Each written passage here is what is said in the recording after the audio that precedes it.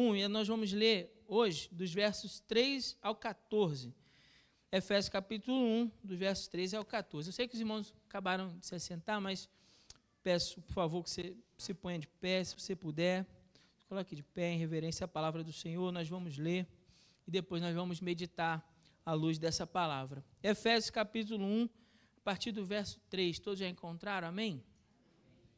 Diz assim a palavra do Senhor: Bendito seja o Deus e Pai de nosso Senhor Jesus Cristo, que nos abençoou com todas as bênçãos espirituais nas regiões celestiais em Cristo, como também nos elegeu nele, antes da fundação do mundo, para sermos santos e irrepreensíveis diante dele em amor, e nos predestinou para si mesmo, segundo a boa determinação da sua vontade, para sermos filhos adotivos por meio de Jesus Cristo, para o louvor da glória da sua graça, que nos deu gratuitamente no amado. Nele temos a redenção, o perdão dos pecados pelo seu sangue, segundo a riqueza da sua graça, que ele fez multiplicar-se para conosco em toda sabedoria e prudência, e fez com que conhecêssemos o mistério da sua vontade, segundo a sua boa determinação, que nele propôs, para a dispensação da plenitude dos tempos, de fazer convergir em Cristo todas as coisas, tanto as que estão no céu, como as que estão na terra. Nele também fomos feito herança, predestinados conforme o propósito daquele que faz todas as coisas segundo o desígnio da sua vontade, a fim de sermos para o louvor da sua glória. Nós, os que antes havíamos esperado em Cristo, nele também vós, tendo ouvido a palavra da verdade, o evangelho da vossa salvação, e nele também crido, fostes selados com o Espírito Santo da promessa, que é a garantia da nossa herança para a redenção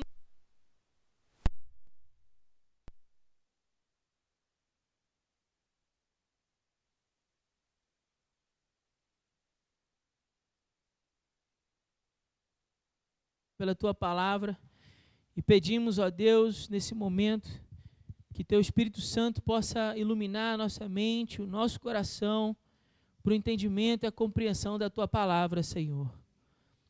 Abre, Senhor, não apenas os nossos ouvidos, abre também nosso coração para receber a tua palavra. É o que nós te pedimos em nome de Jesus. Amém. Os irmãos podem se assentar, mas mantenha, por favor, a sua Bíblia aberta. Eu vou correr um pouco, tá bom? Eu tenho bastante coisa que eu gostaria de dizer nessa manhã, então eu vou correr um pouco. Eu peço para que você preste bastante atenção, não tire a atenção do colega que está do seu lado, tá certo? Não converse e procure prestar bastante atenção, porque eu vou acelerar e eu acho que é muito importante que você ouça aquilo que Deus tem a falar aos nossos corações nessa manhã. Eu quero refletir com os irmãos nesse momento sobre as melhores bênçãos no melhor lugar.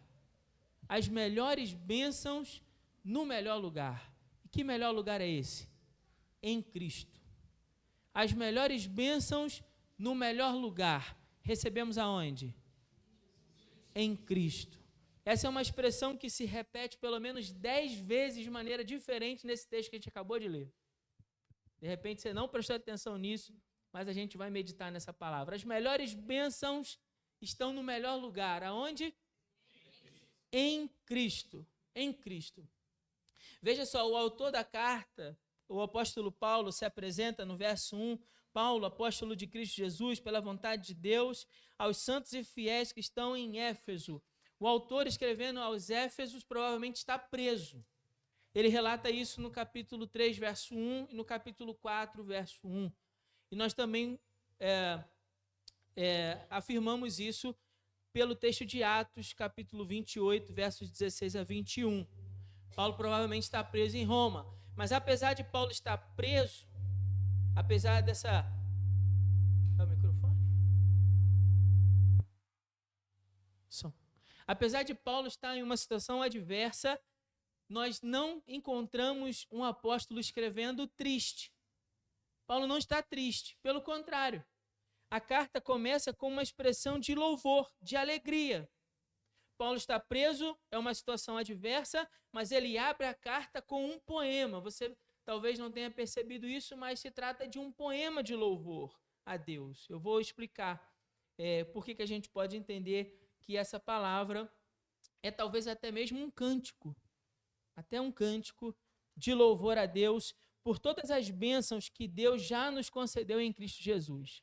Para isso, queria que você prestasse muita atenção no verso 3. O verso 3 tem alguns detalhes especiais, tá bom? Acompanhe, por favor, na sua Bíblia. A gente vai nesse verso. Eu vou demorar um pouco mais de tempo para a gente poder entender cada detalhe que o versículo traz para nós e compreender, porque isso é um poema de alegria, de louvor a Deus pelas bênçãos que nós recebemos nele, através de Cristo Jesus. Primeira evidência disso para nós é a própria palavra bendito. Bendito seja Deus e Pai, bendito. Essa expressão que foi usada no texto em grego, eulógio, é o equivalente do hebraico baruch. São palavras semelhantes, traduções semelhantes, que significam abençoar, bendizer, louvar, exaltar. É uma expressão rabínica, é uma expressão que indica um poema de louvor. Então, Paulo abre o seu texto aos Efésios com uma expressão de louvor a Deus, de exaltação a Deus, quando ele diz: bendito, bendito Deus e Pai de nosso Senhor Jesus Cristo. Ele está louvando a Deus. Para quê? Paulo deseja louvar a Deus porque ele reconhece que se nós recebemos bênçãos e recebemos as melhores bênçãos no melhor lugar, a fonte dessas bênçãos é quem? Deus o Pai. Recebemos em Cristo, mas a fonte é Deus o Pai. Então, Paulo abre louvando a esse Deus que é a fonte de toda a bênção que nós recebemos. Depois ele diz que nos abençoou. Então, nós já somos abençoados, irmãos.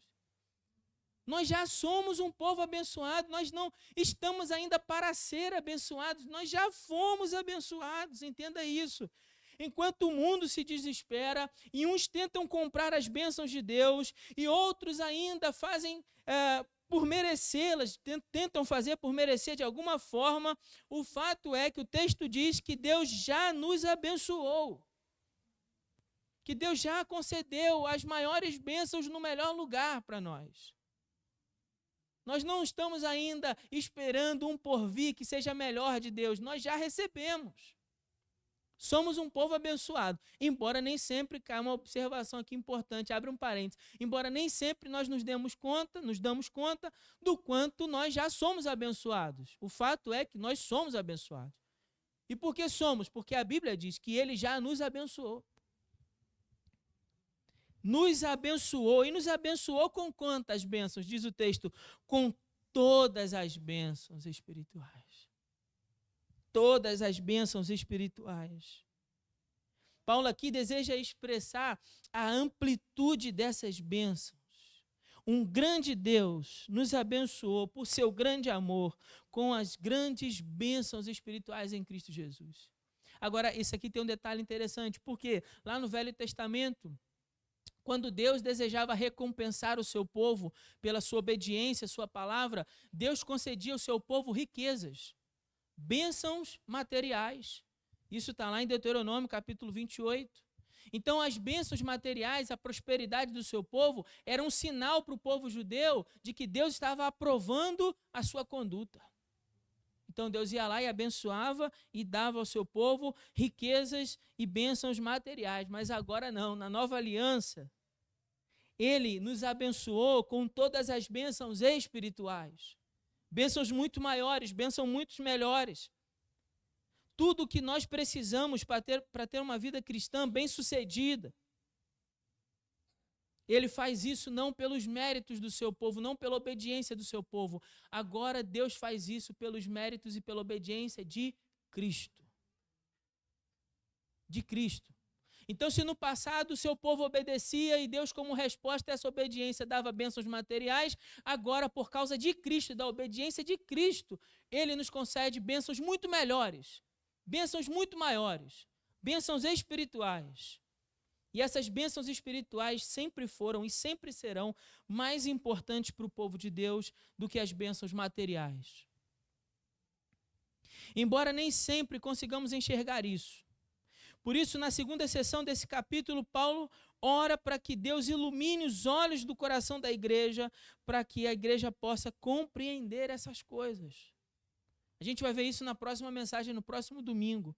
A oração de Paulo para que a igreja em Éfeso possa ter os seus olhos abertos, para que o Espírito ilumine os seus olhos, para que elas possam enxergar que eles são ricos das melhores bênçãos, mas no melhor lugar. E ele diz, nas regiões celestiais em Cristo, as ricas bênçãos que temos se encontram nas regiões celestiais em Cristo. Uma pessoa não salva se interessa pelas coisas da terra, se preocupa com as bênçãos materiais, já o crente pelas coisas do céu. Escute, uma pessoa não salva se preocupa apenas com as bênçãos materiais, com as coisas da terra. Uma pessoa salva se preocupa com as bênçãos do céu, com as bênçãos que recebe nas regiões celestiais. Agora, olha que interessante, uma curiosidade. A cidade de Éfeso era rica financeiramente, muito rica. Uma grande capital da Ásia Menor. E ela é conhecida como o Banco da Ásia. Imagina, em todo o Império Romano, uma cidade é conhecida como o banco desse império lá na Ásia. E o banco é onde a gente guarda o quê? O dinheiro. A cidade abrigava uma das 7 maravilhas do mundo antigo, o templo, o grande templo da deusa Diana. E que, embora naquele templo ocorresse muita idolatria, o templo também era fonte de grande riqueza para os efésios. Grande riqueza. Agora, é por isso que é importante nós percebermos como Paulo está mostrando para a igreja de Éfeso que a sua verdadeira riqueza, ouça, a sua verdadeira riqueza não está nas coisas do mundo, mas em Cristo. Então, Paulo está dizendo para uma grande cidade, para um grande povo que possui uma grande riqueza material. E Paulo está dizendo para esse povo que a sua verdadeira riqueza não está naquilo que eles possuem no bolso, mas naquilo que eles possuem em Cristo. Que essa é a verdadeira riqueza. Que essas são as melhores bênçãos no melhor lugar, e eles já têm isso. Aquele povo de Éfeso podia se orgulhar da sua riqueza por causa do grande templo da deusa Diana, mas Paulo está dizendo assim, não. Celebrem a Deus, louvem a Deus, sejam felizes diante de Deus, louvando a Ele, não pela riqueza que vocês têm no banco, mas pelas riquezas que vocês têm em Cristo Jesus. É isso que Paulo está dizendo para a igreja. Igreja, escute, em nome de Jesus. A minha oração também é a mesma de Paulo nessa manhã, para que o Espírito Santo de Deus abra de uma vez por todas os olhos do seu coração. Para que você enxergue o quanto você é rico e não se dá conta disso. O quanto você é rico das melhores bênçãos, no melhor lugar.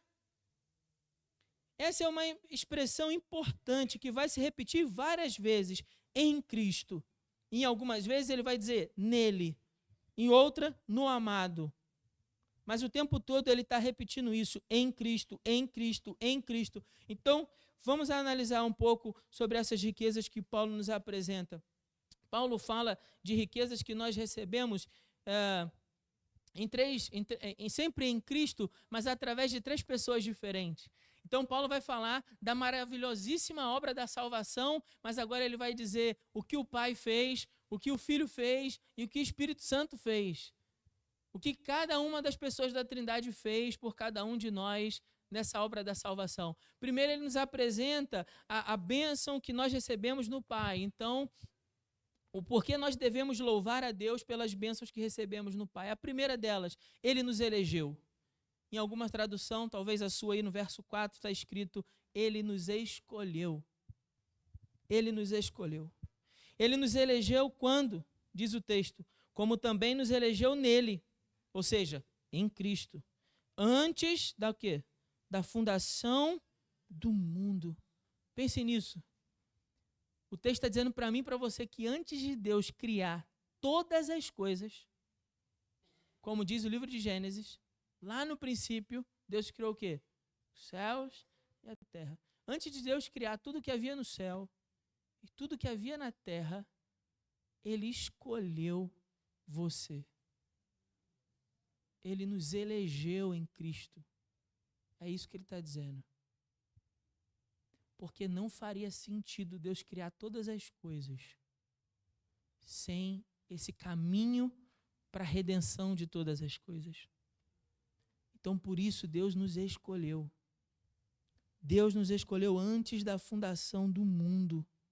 Que coisa maravilhosa é saber que nós somos um povo escolhido do Senhor. Que coisa maravilhosa, que coisa extraordinária. Como disse Jesus, não fostes vós que me escolhestes, pelo contrário, eu vos escolhi. João 15, verso 16. Que coisa maravilhosa saber que Deus nos escolheu.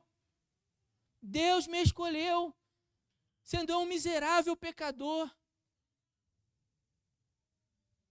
Mesmo na corrupção do nosso coração, ainda assim Deus nos escolheu antes da fundação do mundo. Se dependesse de nós, nós jamais teríamos escolhido ao Senhor. Se dependesse de você, você nunca teria escolhido ao Senhor. Não pense que você veio para a igreja porque você escolheu a Deus. Você veio para aqui hoje porque Deus te escolheu. Porque se dependesse do seu coração corrupto pelo pecado, nós jamais escolheríamos as coisas de Deus. Entenda isso. Nosso coração é corrompido. Nossa natureza é pecadora. Se dependesse de nós, nós jamais escolheríamos a Deus. Rejeitamos tudo o que vem de Deus. Então Deus toma a iniciativa na salvação e Ele faz isso antes da fundação do mundo. Agora, por que, pastor, Deus faz isso antes da fundação do mundo? Deus faz isso antes de que eu e você pudéssemos fazer qualquer coisa na tentativa de merecer a salvação. Se Deus nos escolheu antes da fundação do mundo, o que foi que eu e você fizemos que atraiu essa intenção de Deus? Nada. Absolutamente nada. Você não existia, foi muito antes de tudo isso. Deus escolheu, Deus nos escolheu. Antes de qualquer tentativa humana de obter a salvação pelo mérito, Ele nos escolhe. Sabe por quê? Porque se Deus fosse escolher pelo nosso mérito, nós iríamos para onde? Para o inferno. Você tem dúvida disso? Absolutamente nenhuma, pastor. Eu vivo falando o que não deveria, eu vivo fazendo o que eu não deveria, eu vivo pensando o que eu não deveria. Então, se Deus fosse nos escolher com base nos nossos méritos, nós iríamos para o inferno. Mas louvado seja Deus, é isso que Paulo está dizendo. Louvado e bendito seja Deus que nos escolheu antes da fundação do mundo, antes que nós fizéssemos qualquer coisa. Nos escolheu em si mesmo. Ele nos escolheu em Cristo, não em nós mesmos. Ele fez para sermos santos e irrepreensíveis e não para o pecado e os desejos do mundo. Pastor, você está falando com isso que porque Deus me escolheu eu posso viver de qualquer jeito? Absolutamente que não. Olha o que o texto fala. O texto diz assim no verso 4, para sermos santos e irrepreensíveis diante dele em amor.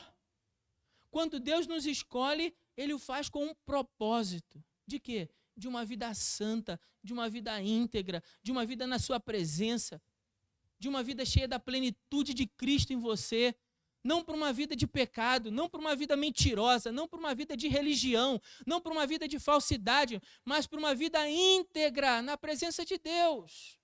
Ele escolheu você para isso. Escolheu você para isso. Não para uma vida miserável, mas para uma vida plena da sua presença, cheia do seu Espírito. É para isso que Ele te escolheu. Ele te escolheu para isso. O que mais Ele fez por você? Ele te adotou. Agora, olha que interessante. Éfeso tinha um grande templo da deusa Diana e diversas mulheres, como prostitutas cultuais, serviam nesse templo. Não é difícil presumir que a cidade fosse cheia de quê? Órfãos. Órfãos, crianças que nasceram fruto de uma relação ali indesejada, crianças que nunca foram planejadas, filhos que nunca foram planejados. Mas olha só que interessante que Deus faz. Olha o que diz o verso 5. E nos predestinou para si mesmo segundo a boa determinação da sua vontade, para sermos o quê? Diga bem forte. Filhos adotivos por meio de Cristo Jesus. Paulo está dizendo, nós devemos louvar a Deus porque Ele nos adotou. Ele nos adotou. Nós somos seus filhos, somos parte da sua família. Você pode até já ter ouvido falar de gravidez indesejada, mas você nunca ouvirá falar de adoção indesejada. No adotar, foi o desejo do Pai, segundo a boa determinação da sua vontade, diz o texto. Um processo legal para quem não tinha nenhuma ligação com Ele. Ele nos deu um novo nome, nos deu uma nova família e nos deu novos privilégios. Nós não somos mais órfãos. Temos um Pai que está no céu, que cuida de nós, que nos ama, que nos escolheu. Deus nos adotou, significa que Ele escolheu ser o nosso Pai. Não foi eu que escolhi ser seu filho, mas Ele escolheu ser o meu Pai, cuidar de mim, me dar um nome, me dar uma família, me dar o privilégio de ser um filho, de pôr o seu nome lá, ó. Quando uma criança é adotada e recebe o nome daquela família, agora você tem o nome da nossa família. Deus fez isso comigo e com você. Te deu um nome, te deu privilégio. Você não é alguém largado pelo mundo. Você não é alguém abandonado por aí. Você pode até se sentir sozinho, mas você não é sozinho. Você tem uma família. Você pode até às vezes abrir mão dessa família, mas você tem uma família. Você tem privilégios. Você pode até não exercer, mas você tem privilégios. Você tem o privilégio da palavra, de saber que Deus fala com você, seu Pai fala com você. Você tem o privilégio da oração, saber que Deus ouve você. Você tem o privilégio da comunhão da igreja, saber que você tem irmãos e irmãs espirituais, uma família espiritual. Você pode até não usufruir desses privilégios, mas você é alguém com privilégios. E você recebe esses privilégios porque Deus te adotou. Você não é um órfão abandonado. Imagine o povo de Éfeso ouvindo isso. Imagine alguns irmãos daquela igreja que talvez fossem frutos de uma gravidez indesejada de suas mães, dizendo assim, não, Deus me adotou. Eu tenho um pai. Eu tenho um pai. O que mais? Nós devemos louvar a Deus pelas bênçãos que Ele nos deu em Cristo, através do Filho. Paulo fala no verso 7, Ele nos redimiu. Nele temos a redenção, o perdão dos pecados. O que significa? Significa que Deus pagou um preço da nossa liberdade. Estima-se que naquele tempo havia cerca de 6 milhões de escravos em todo o Império Romano. 6 milhões de pessoas que eram tratadas como objeto. Pense nisso. Pessoas que eram compradas e vendidas como se fossem um objeto. E então, o apóstolo, inspirado pelo Espírito Santo, está dizendo, Ele comprou a liberdade de vocês. É isso que significa a expressão, Ele nos redimiu. Deus comprou a nossa liberdade. Nós éramos escravos do pecado, apenas um objeto para o mundo. Você tem dúvida disso? Você tem dúvida que para o mundo você é um objeto? Igreja, preste atenção, em nome de Jesus. Você tem dúvida que para o mundo você é um objeto? Você vale o que tem. Consomem você, para não usar outra palavra.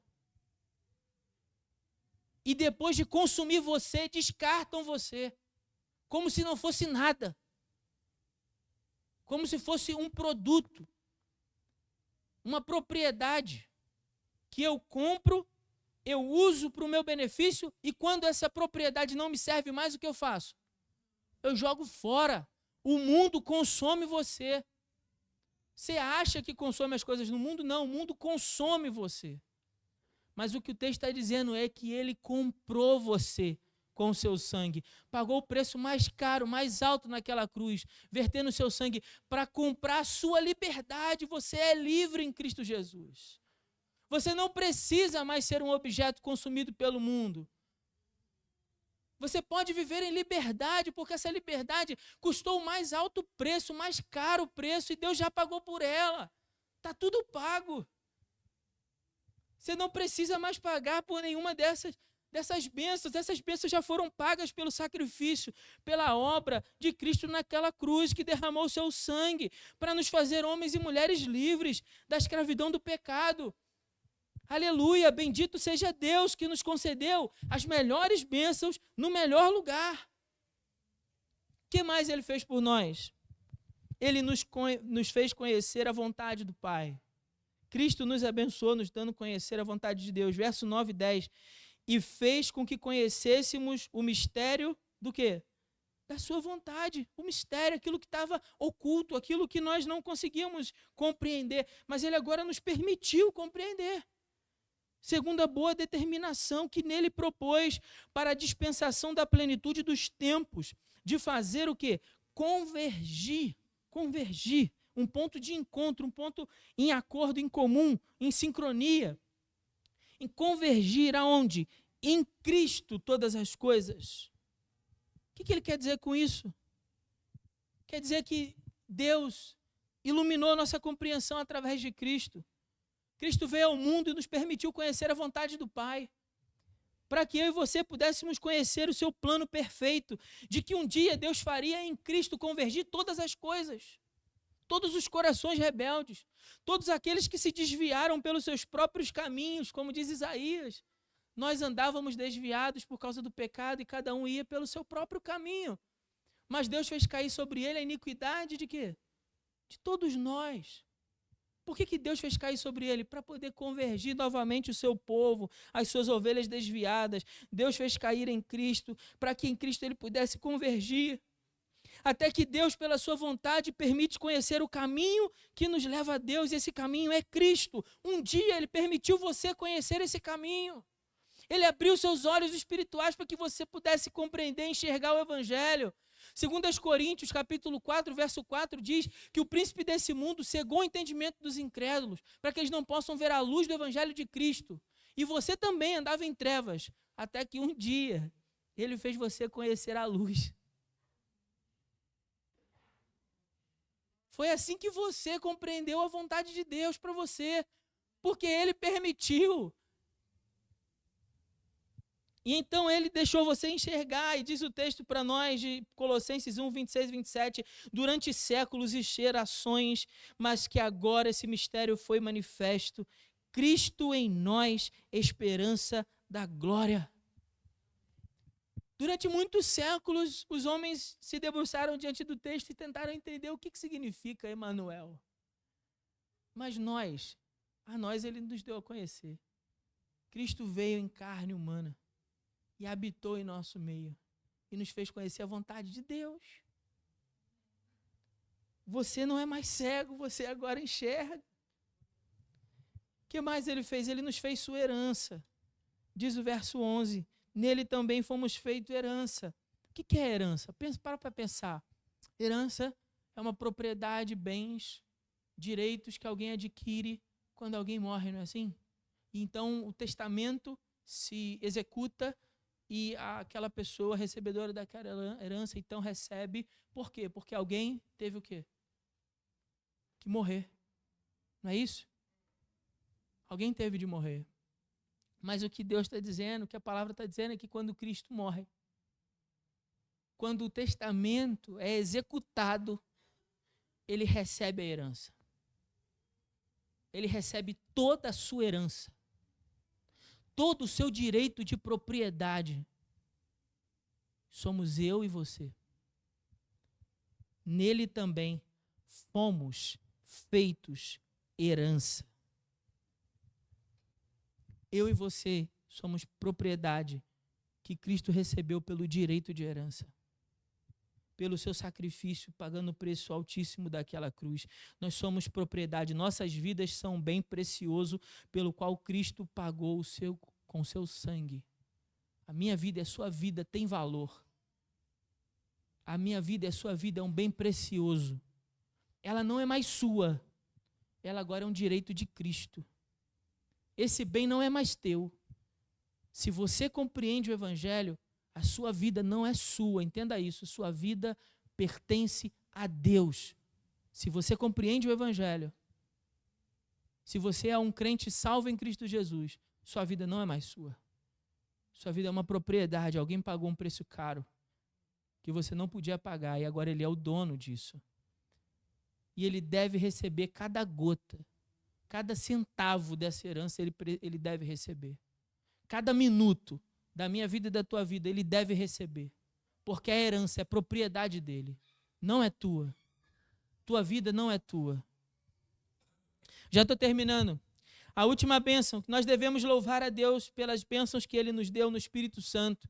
Verso 13 diz assim: nele também vós, tendo ouvido a palavra da verdade, o evangelho da vossa salvação, e nele também crido. Então, quando vocês ouviram o evangelho e quando vocês creram no evangelho, se entregaram ao evangelho, fostes o quê? Selados com o Espírito Santo da promessa. O pecador ouve o evangelho e depois que ouve, ele crê pela fé e então, naquele instante, ele é selado com o Espírito Santo da promessa. O Espírito Santo não é algo que recebemos após a conversão, não, mas no instante em que nós cremos. É o Filipe que está dizendo? É a doutrina da igreja? É a palavra de Deus que está dizendo. Quando você creu, naquele instante, o Espírito Santo, então, selou você, você recebeu esse Espírito. E o selo, o que significa selo? Selo significa pelo menos 3 coisas. A primeira, selo significa que uma transação foi concluída. Então, por exemplo, eu vendi o meu carro para você, ou você vendeu o seu carro para mim. E então a gente vai lá no cartório, e lá no cartório eles vão o quê? Vão selar esse acordo. O acordo agora está selado, a transação foi concluída, não é assim? O que mais indica? Indica que essa posse é legal. Se alguém perguntar agora a você ou a mim se o carro é meu ou é seu, você pode agora mostrar o selo e dizer, não, a posse é legal. Essa pessoa que selou aqui, né, cujo o nome está no selo, ela possui a propriedade legal sobre aquele bem. É assim ou não? O que mais? Indica segurança, proteção dessa propriedade. Alguém quiser tomar minha propriedade por vontade, com o uso da força. Opa, não, me dá aqui que é minha. Não, peraí, seu não, aqui, ó. Quem é que tem o documento? O selo oficial, transação concluída, a posse do bem é legal, eu sou o proprietário oficial desse bem, é meu. Então você sai para lá, se você tomar de mim é roubo. Não é assim? Nós fomos selados pelo Senhor, mas nada e nem ninguém pode nos tirar dele. Nada e nem ninguém pode nos tirar dele. Note que a palavra nele foi usada várias vezes. Você percebeu isso? Várias vezes o texto usou a palavra nele para se referir em Cristo. Nele, a palavra nele vem da contração, é uma contração da preposição em, mas o pronome ele, para dar uma ideia de lugar, de circunstância. Nele, em Cristo. O texto está dizendo de uma união mística que a gente não consegue compreender perfeitamente. Que Cristo está em nós e nós estamos em Cristo. Cristo está em nós e nós estamos em Cristo. Cristo está em nós e nós estamos em Cristo. É disso que o texto está dizendo. E em Cristo nós temos todas essas bênçãos. Em Cristo, no amado nele, para enfatizar a ideia de que tudo isso nos é dado em Cristo. As melhores bênçãos no melhor lugar. Estando nele e ele em nós. E fora de Cristo, escute, fora de Cristo há somente ilusão. Fora de Cristo não há nada que o mundo possa nos oferecer que se compare a essas bênçãos. Fora de Cristo, só religião. Mas em Cristo, Cristo é o centro. Cristo é o centro de tudo. Tudo é por Ele, tudo para Ele. Tudo foi criado por Ele, para o louvor da sua glória. E Ele é o único meio pelo qual Deus derrama as suas ricas bênçãos sobre nós. Cristo é o único mediador que pode nos conduzir ao lugar onde essas bênçãos são derramadas sobre nós. Cristo, nenhum outro.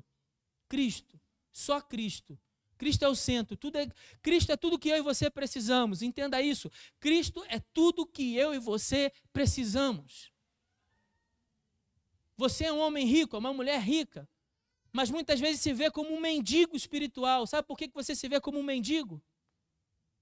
E aí tudo que vai fazer, tudo que vai restar para os mendigos é o quê? É buscar satisfazer a sua mendigância.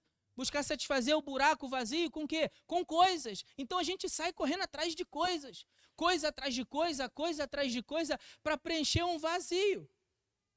Para preencher uma falta, uma carência. Quando eu e você precisamos de quê? De Cristo. Porque é em Cristo onde o homem e a mulher são feitos ricos, além da conta. Com as melhores bênçãos, no melhor lugar, mas esse lugar é em Cristo. bênçãos muito mais elevadas, muito maiores. Homem e mulher riquíssimos em Cristo. Em Cristo. Qual é a grande ideia, então, desse texto? Para a gente terminar e depois eu quero propor 2 aplicações. A grande ideia desse texto é que diante de todas essas bênçãos, só nos resta fazer como o apóstolo Paulo fez, louvar a Deus por todas as bênçãos que Ele já nos concedeu em Cristo. Essa é a ideia que Paulo está transmitindo aos Efésios. Bendito seja Deus e Pai de nosso Senhor Jesus Cristo, que já nos abençoou com toda sorte de bênçãos espirituais nos lugares celestiais em Cristo Jesus. Olha que poema lindo. Eu não vou nem me atrever a cantar, mas o Daniel Souza tem uma música que ele canta exatamente essas palavras. É lindíssimo, mas eu canto muito mal. Minha voz é de sabiá, desafinado. Mas ele canta uma música lindíssima em que ele só fala isso, o que está aqui no texto. E depois ele diz assim, nós estamos em Cristo, vivemos por Ele e através dEle. Só isso. Jesus é o centro de todas as coisas. Você é rico espiritual, mas será que você já se deu conta disso? Que você é o homem mais rico que esse mundo já viu? É a mulher mais rica que esse mundo já viu? Uma pena se você achar que essa palavra é só para te animar. Uma pena que você achar que esse discurso é só motivacional. Uma pena se você achar que isso é para compensar alguma coisa que você tem carência. Porque nem de longe essa é a minha intenção. Por isso que eu disse e vou repetir, a minha oração é a mesma que Paulo vai fazer na continuação desse texto. Que o Senhor abra os nossos olhos espirituais. Sabe por quê? Uma coisa que a gente vai aprender ao longo dessa carta é que quando nós compreendemos as riquezas que recebemos, isso muda a nossa vida. Quando você compreende essas riquezas capacitam você para viver nessa vida diferente. A primeira metade da carta, do capítulo 1 até o capítulo 3, Paulo vai falar das riquezas. E depois, do 4 ao 6, Paulo usa mais 3 capítulos para falar como essas riquezas nos capacitam para viver a vida cristã.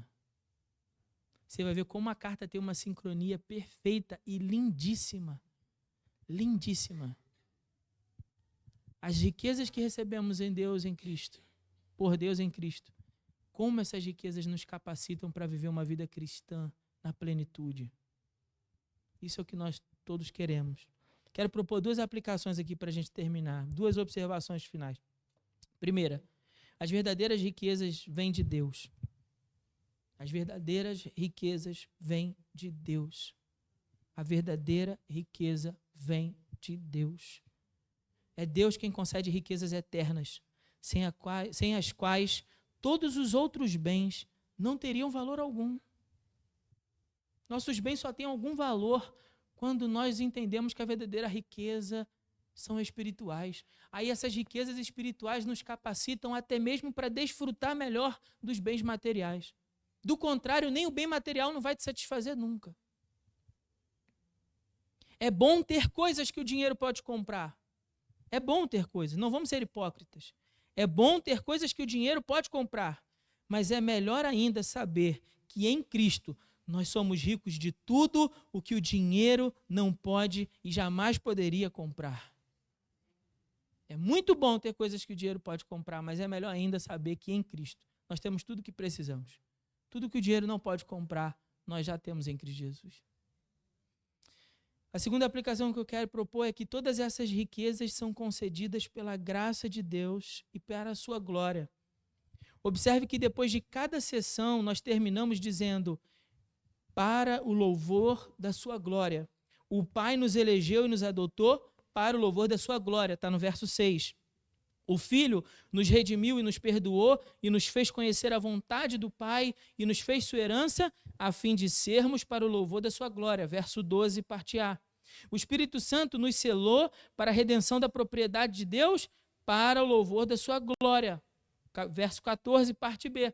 Em todo o tempo, nas bênçãos do Pai, para a sua glória. Nas bênçãos do Filho, para a sua glória. Na bênção do Espírito, para a sua glória. Em outras palavras, o que o apóstolo Paulo está dizendo é que o motivo principal dessa grande obra que Deus realizou na salvação do pecador é a própria glória de Deus. Não há no universo motivo que fosse maior, mais elevado, mais sublime do que a própria glória de Deus. Compreenda, Deus não salva o homem pecador para torná-lo feliz.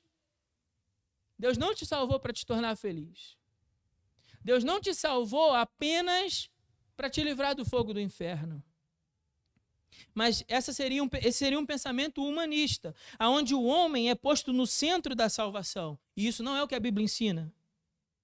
Isso ignora a razão fundamental pela qual Cristo realizou tão grande obra de salvação morrendo naquela cruz. E o motivo principal é a própria glória de Deus. Deus te salvou. Para quê? Para a glória dele. Te fazer feliz, te livrar do inferno é um detalhe. O motivo principal é que a sua vida glorifique a ele. O motivo principal é que o teu resgate, a tua redenção, essa vida santa na presença dele que você vai viver a partir de agora, uma vida rica na presença dele, rica de tudo que realmente importa nessa vida, é para você viver para a glória dele. É para que Deus receba a glória através da sua vida. Deus deseja receber a glória através da sua vida. Que Deus nos abençoe com sua palavra no nome de Jesus. Nós já fizemos o momento ofertório, agora nós vamos orar.